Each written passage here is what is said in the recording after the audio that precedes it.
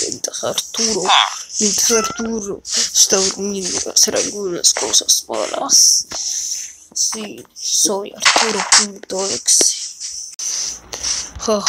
Larga la vida, sufrir aún más.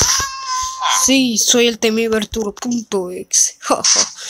Esta vez él no dormirá. Primero le haremos una broma muy básica. Miren chicos.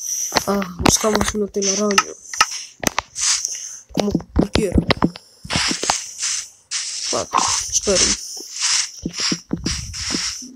Esperen.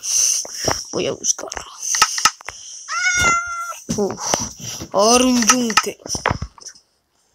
Fácil, rápido. Me arrepentirá de lo que haré. Miren.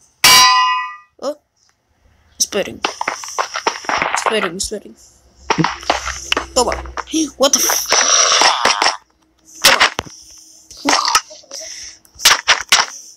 Ya. El fuego ha funcionado.